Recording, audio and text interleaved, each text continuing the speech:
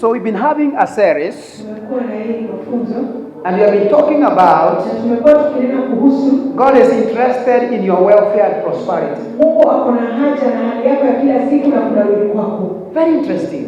Jambo ambalo ni la maana sana. God Mungu is interested ako na haja in everything you do, katika kila jambo ambalo unalifanya. and He wants to be a partner with you. Na yeye anataka mshikamanie na He wants to yeye. walk with you. Anataka kutembea na wewe. And we are reading from the story of John 2. Na tumekuwa tukisoma katika hadithi ya Yohana 2. Hallelujah. Amen. Glory to God. Amen. And you saw Na Jesus tukamwona Yesu was invited in a wedding. alikuwa amekaribishwa katika harusi. And the one who invited Jesus Na yule ambaye alimkaribisha Yesu did not invite him hakumkaribisha because he needed a miracle. kwa sababu alihitaji muujiza. Hallelujah. Amen. You know, we are living a day Tunajua tunaishi wakati ambao when you want God, people want God because of what they can get from Him. wakati watu wanataka Mungu wasikie juu ya kile wanataka kutoka kwake. Hallelujah. Amen. Glory to God. Amen.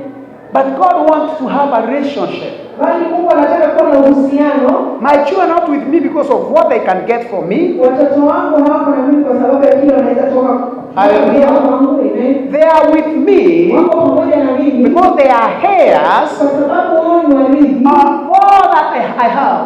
wa kila kitu ambacho nilicho nacho. I have a relationship with them. Niko na uhusiano na wao. That's what God wants with His children. Hivyo ndivyo Mungu anataka na watoto wake. Hallelujah. Amen. And began a journey Nilianza safari where we look and say, mahali tunaangalia God wants to be ever present in your life, Mungu anataka kuwa wakati wote kwa pamoja nawe maishani to mwako. be your strength and refuge, Au nguvu zako nawe kimbilio lako. the very present help Msaada wa karibu in trouble. wakati wa shida. Hallelujah.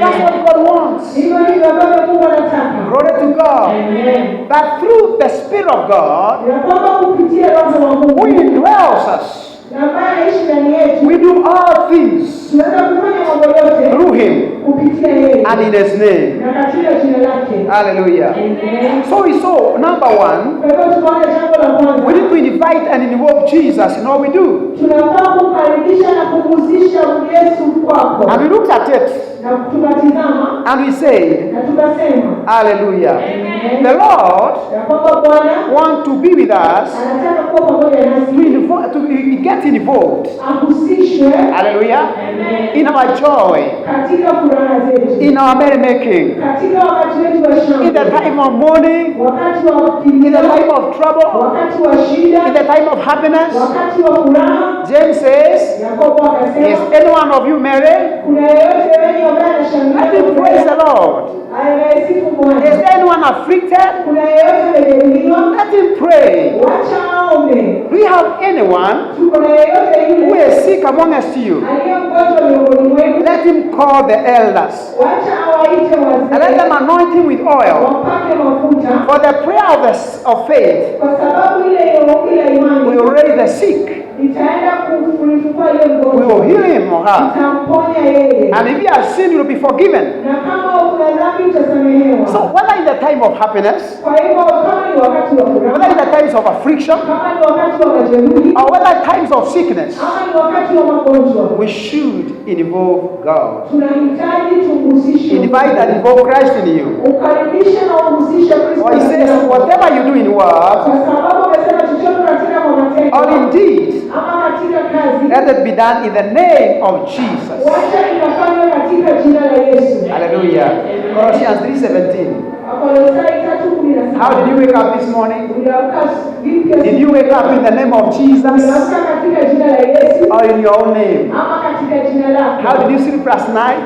Ulilala vipi jana usiku? Even when you eat in the name of Jesus. Hata wakati unakula katika jina la That Yesu. means there is a way we cannot eat. Hiyo ni kumaanisha kuna vile ambavyo hatufai kukula. And sometimes we will fast and pray Na wakati mwingine tunajifunga na tunaomba. because we don't eat for ourselves. Kwa sababu hatukuli kwa ajili yetu. We are eating with Jesus Christ. Tunakula pamoja na Yesu Kristo. Hallelujah. Amen. So today I want to proceed Kwa further. hivyo siku ya leo ninataka I kuendelea. want us to talk to the next point. Ninataka tuendelee katika hiyo sehemu nyingine. That be conscious of Jesus' presence in you. ya kwamba ukijua wakati wote kwamba Yesu ako ndani yako. What I would say, Christ consciousness. Kusema ya kwamba Kristo ako wakati wote. Be conscious. Unajua ya kwamba Kristo ako ndani yako. If you have received Christ, kama umempokea Kristo, then be conscious. kwa hivyo ukijua, Be aware. unajua ya kwamba Let it always be in you ya kwamba ako ndani yako wakati wote. that there is one who is with you. Kuna mmoja aliye ndani yako. Hallelujah.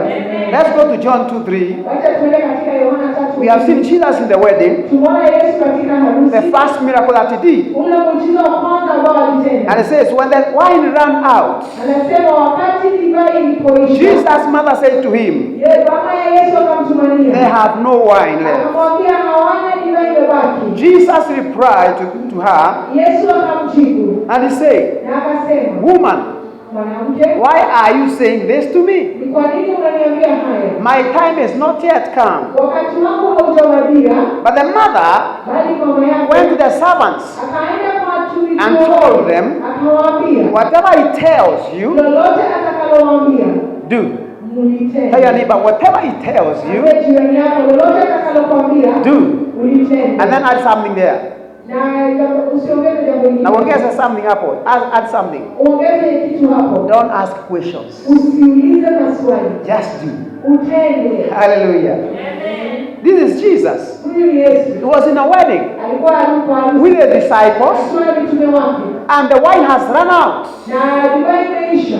Glory to God. Amen. This is the first miracle that Jesus did publicly. Huu ndio ule muujiza wa kwanza Yesu alitenda katika He umma. had not done another one publicly. Hakuwa ametenda mwingine katika umma. Hallelujah. Amen. And when he was invited in this wedding, Na wakati alikuwa amekaribishwa I can tell you for sure ninakwambia kwa uhakika that they never invited him ya kwamba hawakumkaribisha as the Son of God. akiwa yeye ni mwana wa Mungu. They never invited him because he's the Messiah. Hawakumkaribisha kwa sababu yeye alikuwa ni Mesia. They are not known. Hawakuwa wamejua. They have not known him. Hawakuwa wamemjua. They were not conscious Hawakuwa wamejua vyema of who is in their midst. ya kwamba ni nani aliye miongoni mwao. Sometimes that's how we go on in life. Wakati mwingine hivyo ndivyo tunakaa. We are not conscious of who is with us. Hatujui vyema ni nani aliye pamoja nasi. Hallelujah.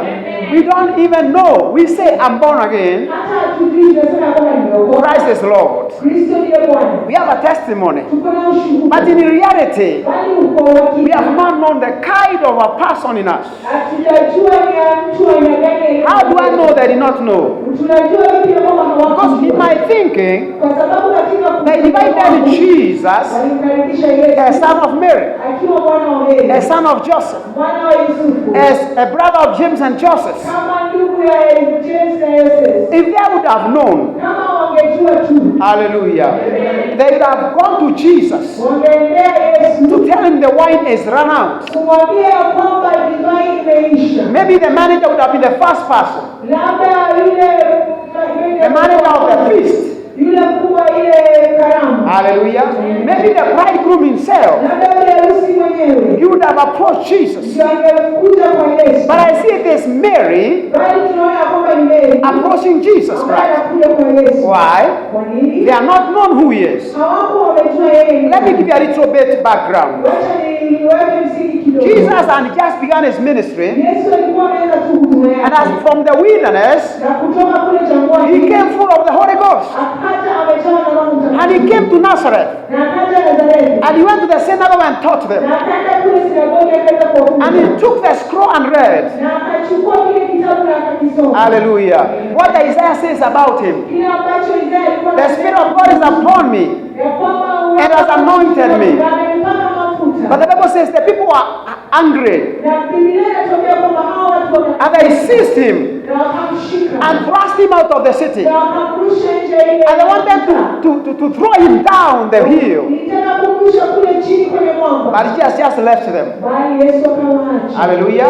And so Jesus from there, Na kwa hivyo Yesu kutoka he hapo departed to Capernaum city, akaenda kule Kapernaum. the city of Capernaum. Ile mji wa Kapernaum. And that's why he began the ministry in Galilee. Na ndiposa akaanza huduma yake kule He Galilaya. had a few disciples then, Alikuwa na mitume because wachache. my belief is he and Philip, Nathaniel, and other disciples who had joined him. Kwa sababu kuamini kwangu alikuwa na Filipu na Danieli na wengine ambao Hallelujah. These are disciples who had come from John the Baptist. Hawa ni mitume ambao walikuwa wametoka kwa Yohana Mbatizaji. Glory to God. And now they are invited to the wedding. Na sasa wamekaribishwa kwenye harusi. And the whole family of Joseph Na familia yote ya Yusufu. and Mary was in that wedding. Na Mary walikuwa katika ile harusi. So he was invited as part of the family. Kwa hivyo alikaribishwa kama mmoja wa ile jamii. I together family. Amen. Hallelujah. So he was there. Kwa hivyo alikuwa mahali. But no one was conscious. Bali hakuna mtu alimtambua. No one was aware Hakuna mtu alijua. who is in their midst. Ni nani ako miongoni There are mwao. so many times God is in our midst. Ni mara nyingi sana Mungu ako miongoni mwao. And if you are not aware of who is in our midst, Na hatujui ni nani ako miongoni mwao. we can easily miss out. Tunaweza kosea kwa urahisi. We can suffer when there is a helper. Tunaweza teseka kukiwa na msaidizi. Hallelujah. Glory to God. Mary Mary was conscious alikuwa anajua of Jesus' presence in the feast. uwepo wa Yesu katika ile karamu. Not because he was a son, Si kwa ajili alikuwa but because she knew something about Jesus bali kwa sababu alijua jambo kuhusu Yesu that some other people had not known. ambalo watu wengine hawakuwa wamelijua. It is not only about receiving as your Lord and Savior. Si kumpokea tu kama Bwana na Mwokozi wako. You must know him, Ni lazima umjue. understand who he is. Uelewe yeye alivyo. Glory to God. That's the beginning of a good work. Hiyo ndio mwanzo wa That's the beginning of your good welfare hiyo ndio ile kupelekana na yeye vyema. and prosperity in your life. Na kuweza kunawiri katika maisha yako. Glory to God. Amen. Hallelujah. Amen. We have received Jesus. Tumempokea Yesu. We know he lives in us. Tunajua kwamba kwamba Do you know it is the life of God that dwells in us? tunajua ya kwamba ni uhai wa Mungu ambao unaishi ndani He yetu. is the one that became fresh. Yeye ndiye akafanywa kuwa mwili. He is the one who is called by the Bible. He became the life Ndio Biblia inamuita ya kwamba akawa uhai and the light unto men. na nuru kwa wanadamu. He is your life. Yeye ndio uhai wako. Glory to God. Amen. Hallelujah. Amen. So that when you are walking, Kwa hivyo wakati wote even if unatembea, you are faced with a crisis, hata kama umekumbana na you are jambo, not troubled. uko na shida, When you are in trouble, you not be troubled. wakati uko ndani ya shida hautasumbuka. Hallelujah. When things are not working, Wakati mambo hayaendi you vyema, know who you are. unajua wewe ni And you know who is in you. na unajua ni nani aliye By him, all things were created. kwa kupitia yeye mambo yote Things in heaven and on earth. vitu vilivyo mbinguni na vilivyo And by him na kupitia and yeye through him, na ndani ya yeye everything exists. kila kitu kiko, Everything hears him. kila kitu huwa kinamsikia. That is the Spirit of God who is in you. Hiyo ndio ile roho wa Mungu aliye ndani The yako, Spirit of Christ. roho wa Kristo. Oh, that you can have this consciousness. Ungekuwa kwa uhakika unajua Then you can uko say, nini. Kwa hivyo unaweza As kusema in Philippians 4:13, kama katika Wafilipi 4:13, I can do all things ninaweza tenda mambo yote through Christ kupitia Kristo who strengthens me. aliyenipa nguvu mimi. Hallelujah. Amen. Glory to God. Amen. You know, sometimes in crisis, Unajua wakati mwingine wakati wa janga I've seen Christians panic. nimeona Wakristo wakiogopa. Have you ever been involved in an accident? Ushawahi kuwa katika I ajali? have once. Nishawahi kuwa, Not once, si amen. mara moja, But in every time, bali katika wakati wote Christ has intervened. Kristo amekuja akaingilia kati. Hallelujah. But what I'm trying to say, Ni nini najaribu you kusema? see Christians panicking. Unapata Wakristo wanajua na hofu woga. Hallelujah. When a crisis occurs, Wakati janga linakuja, they panic. wanakula uoga, They run all over. wanakimbia kila Even to mahali. this day, there are Christians running every place to place looking for help. Hata siku ya leo kuna Wakristo wanakimbia hapa na pale wakitafuta msaada. No, this doesn't need to happen. Hii haistahili kufanyika. Hallelujah. If we are conscious, Kama unajua kwa if we know who we receive, ukijua ni nani uliyopokea, we know his ability and power, ukijua uwezo wake na nguvu zake, you will not panic. hautajawa na Sometimes uoga. Christians panic until they seek help from unbelievers. Wakati mwingine watoto wa Kristo wanaijawa na uoga mpaka wanaenda kutafuta msaada. Until unbelievers are asking you, Na Kristo hapa anakuuliza, unbelievers they ask you, ambao hawajamii where is your God? wako wapi? Hallelujah. Amen. Glory to God. We need to understand Tunafaa kuelewa his presence in uwezo us. wake ndani yetu, It is his power in us. ni nguvu zake zilizo It ndani is his yetu, authority in us. ni mamlaka yake ikiwa ndani yetu. It is his provision in us. Ndani yeye kuna kutupa tunachohitaji chote. When you have things that no one can cross, When he opens the door, no one can close. Wakati anafungua mlango hakuna anaweza kufunga. Let's go back to the story. Wacha turejee katika In the Cana of Galilee, katika Kana ya Galilaya, in the wedding, katika no one could recognize Jesus as a master. hakuna mtu alimtambua Yesu kama No one Mungu. understood he's the Son of God. Hakuna yeyote alielewa ya kwamba yeye ni mwana wa But Mungu. Mary was aware Bali Mary alijua of Jesus Christ, ya kwamba Yesu Kristo of his presence, na kwa uwepo wake not as a son of Mary, si kama mwana wa Mary, but as a son of God, bali ni kama mwana wa Mungu, as a master, kama mkubwa, as a God, the creator of everything, akiwa Mungu muumba wa kila kitu, in whom there is nothing impossible. kwa yule ambaye hakuna lolote lisilowezekana. Hallelujah. Amen. Why do I know that? Kwa nini nasema Because she hivyo? approached him. Kwa sababu alikuja kwake Hallelujah. When he had not done another miracle publicly, wakati hapo ametenda muujiza yote yule Mary had guts Mary alikuwa na ile kusikia to approach Jesus ya kuweza kwenda kwa Yesu to help. kwa ili aweze kusaidia. Glory to God. Amen. Hallelujah. Amen. You know, when you are well related with God, Unajua wakati una uhusiano mwema na Mungu, you not find it hard to approach God. hautaona ugumu kwenda mbele zake. And that is what God wants in our Na life. hivyo ndivyo Mungu anataka katika That we maisha can yetu. freely and easily reach unto Him. Ya kwamba tunaweza enda tukiwa huru na kwa urahisi. Mary had heard Mary alikuwa na ile about moyo. what the angel said about Jesus Alikuwa amesikia vile ule malaika alisema kuhusu Yesu. at his birth. Pale katika wakati wake wa She had kuzaliwa. also heard Alikuwa pia amesikia what Jesus had said about himself. vile Yesu alikuwa amejisema kuhusu yeye mwenyewe. What have you heard about Jesus? Wewe umesikia nini kuhusu Yesu? What do you know about him? Unajua nini kuhusu Yesu? I'm just challenging you. Ninakupa tu changamoto. Some will say, I only know him as my savior. It is Wengine good. wanasema mimi namjua tu kama mwokozi wangu. I know him as the Lord. It is good. Najua ndiye yeye ni Bwana. Is that enough? Is that enough? Hii inatosha. Hallelujah. Amen. Some people are oppressed by the devil, yet Christ dwells in them. Watu wengine wanafinyika na shetani na bado Kristo ako ndani yao. The Bible says in Hosea 4:6, Biblia inasema katika Hosea 4, my people perish for lack of knowledge. watu wangu wanaangamia kwa kutokuwa na If you knew who is inside of you, ungemjua ni nani aliye ndani yako, you can face anything. unaenda kuangaliana na lolote. Hallelujah. Amen. Unaweza kabiliana na chochote. Glory to God. Amen. Mary had heard Mary alikuwa when the amesikia. shepherds came to visit him. Wakati wale walikuja They kumtembelea, came to visit Jesus. walikuja kumtembelea Yesu. Hallelujah. Amen. And let me tell you something. Na wacha nikwambie jambo. She listened carefully to what the angel said. Alisikiza vyema vile malaika alisema. And in Luke 2:11, Na katika Luka 2:11, the angels had conveyed this message, malaika walileta huu ujumbe. which they received from the angel Ule ambao walipokea kutoka kwa malaika. who told them about the birth of Jesus. Yule ambaye aliwaambia kuhusu kuzaliwa kwa Yesu. Hallelujah. Amen. And what is this message? Na huu ujumbe ni huu. For unto you is born this day Kwa hivyo kumezaliwa siku ya in leo the city of David katika huu mji wa Daudi a Savior, Mwokozi, which is Christ the Lord. yule ambaye ni Kristo aliye Bwana. Hallelujah. She had it.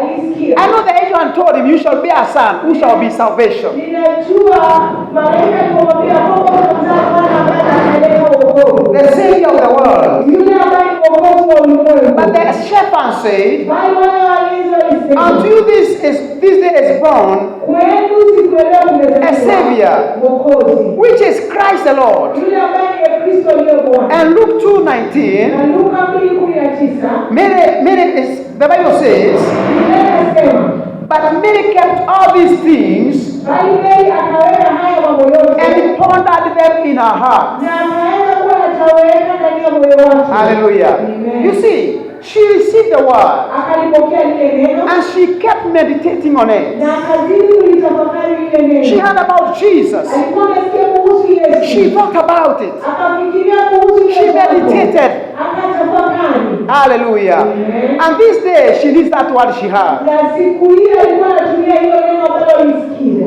You get me, somebody? Unanielewa? Sometimes she has listened the word Wakati mwingine wakati anasikia and hilo goes away. na inaenda. As Bible says, as a man looking at the mirror Kama Biblia imesema wewe wakati mtu anatizama kwa and kioo forgets na anasahau what he has seen. kile ambacho alikuwa When you anakiona. ponder on the word of God, Wakati unasikiliza unafikiria kuhusu It kile dwells ambacho in you. linaishi ndani the yako. Bible says Biblia inasema that in Luke 2, Katika duka mbili. Hallelujah. Mary also heard what Jesus said. Mary pia alikuwa amesikia kile ambacho Yesu alisema. Remember the day they took Jesus, they went to the temple?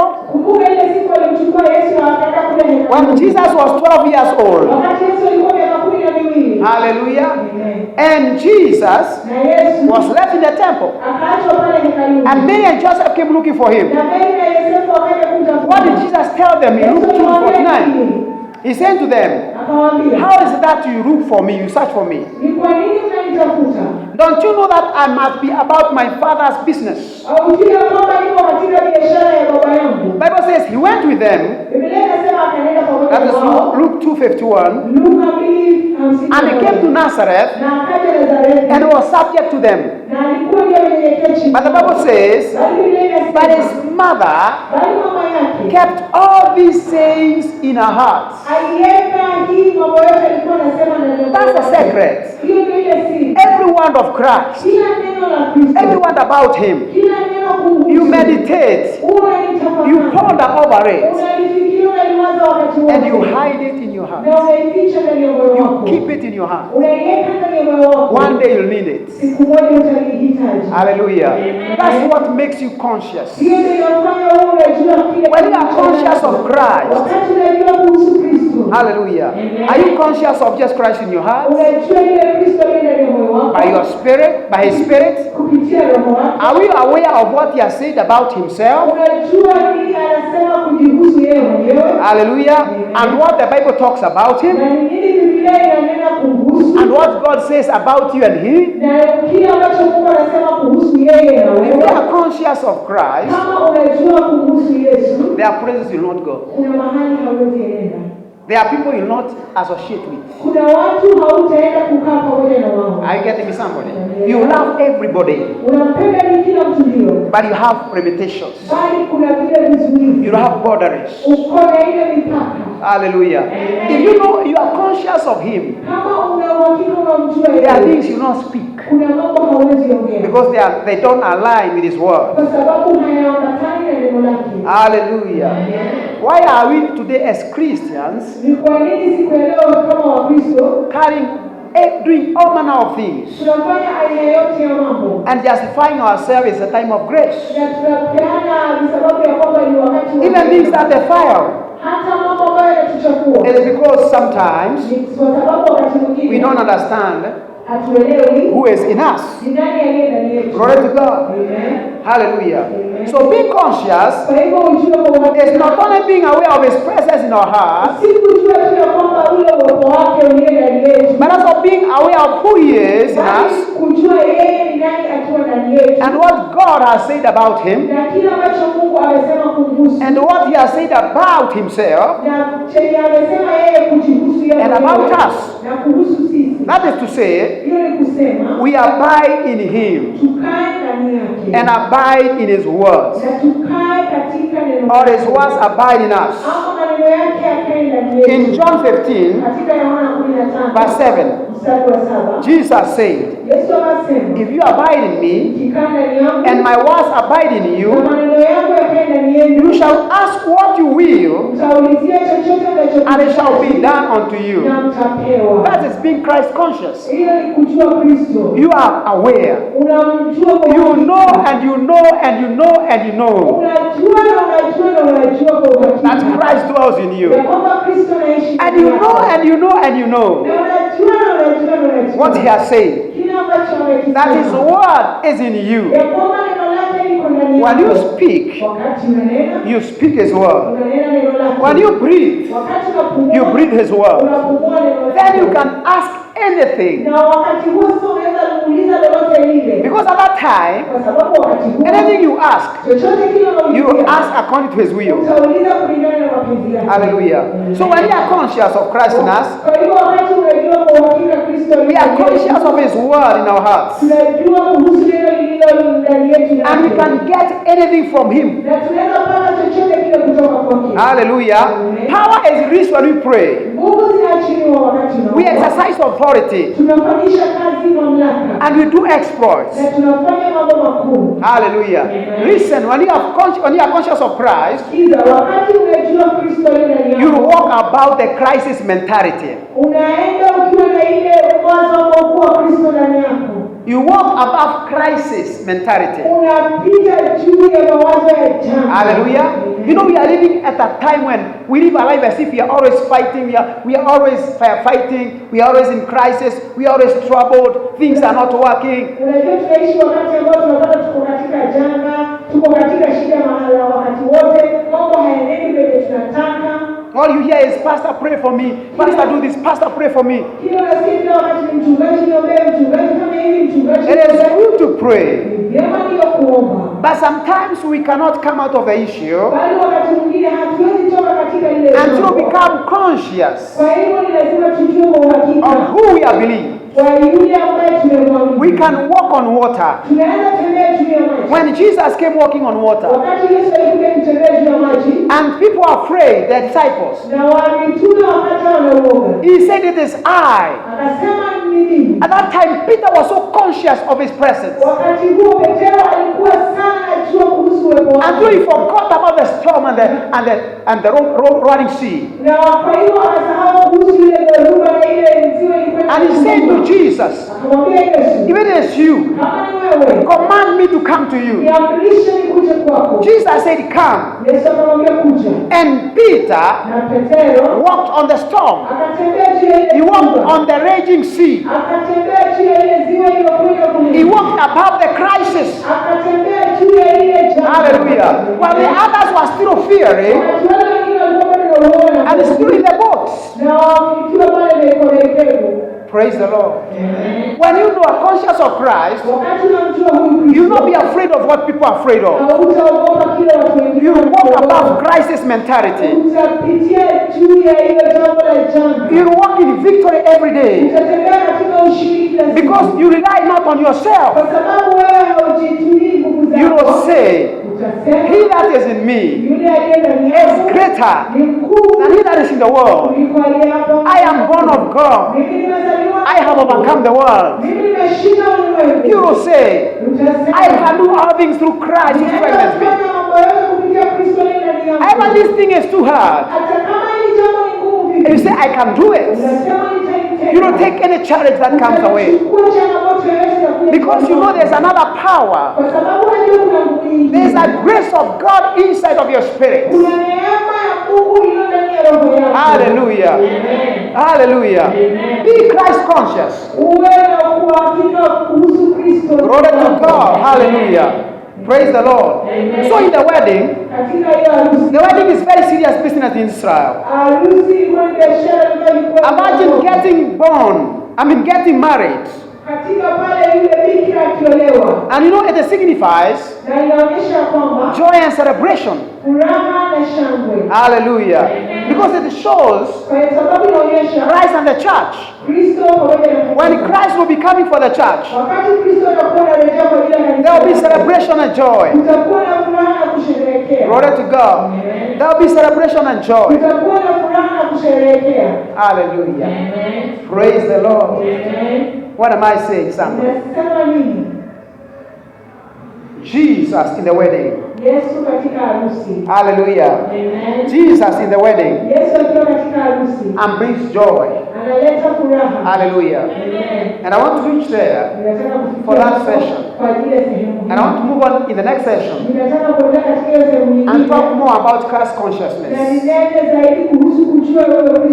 God bless you as you watch even the next session. Amen. Hallelujah. Hallelujah.